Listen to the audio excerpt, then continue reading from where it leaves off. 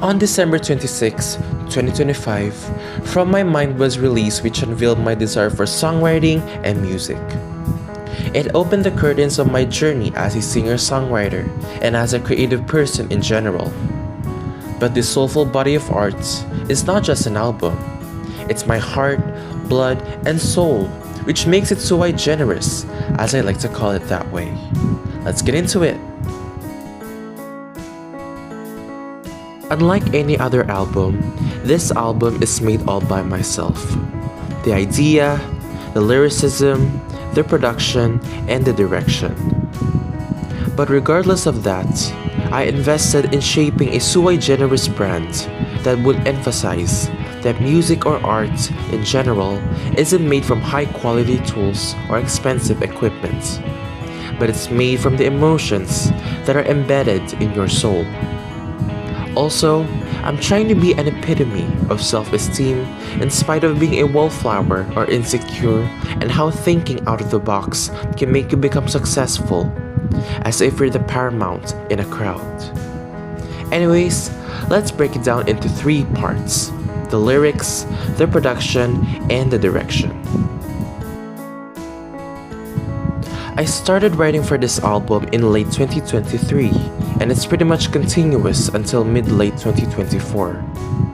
Most of the songs in this album are narrative and description driven, embedded with a plethora of themes and conundrums. If we look at my unreleased songs, pretty much all of them follow an interesting path. For example, Forbidden is about letting go of those places or things from our childhood. Such a Soldier is all about a mother's sacrifices. And Lonely, in parenthesis, in his face, is about the life of a greedy person and its consequences. I really found this habit compelling yet very wholesome, since I don't only focus on love songs, but rather I'm able to be experimental with my musicality and creativity. The production was made in BandLab, and I started producing this album on New Year's Eve 2024. I started with Don't Wanna Say Goodbye, and after that, I continued the production in summer 2025 because of the hectic schedule. But anyways, I invested in accompanying several instruments and sounds to my instrumentals, from strings to piano to eccentric beats. I really had a blast with the experimental of this body of work, and it sure is very memorable. As much as possible, I'm trying to be authentic and recognizable with my brands. On my visualizers, I stick with a 2000s notebook or diary vibes, whatever you want to call it. However, in my music videos, I followed the formula, which is all made up by myself. Eclectic visuals, unique narrative, and sui generis piece. Eclectic visuals.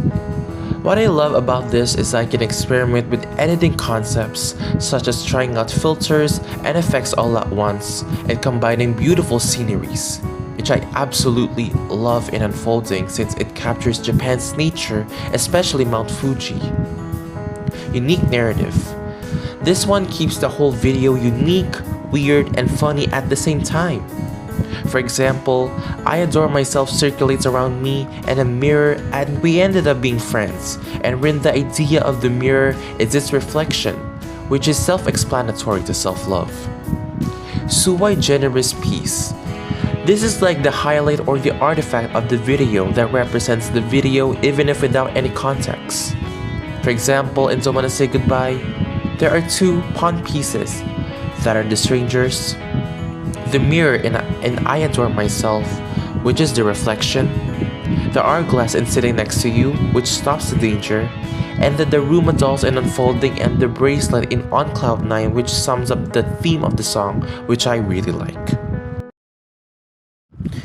Even if my album isn't high quality, I've given my all, creativity, ingenuity, and my limitless imagination to it that makes it very special to me.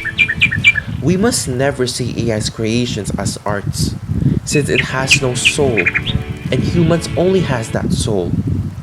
If you want to start arts or music, start. Don't let your shyness or the limited resources stop you.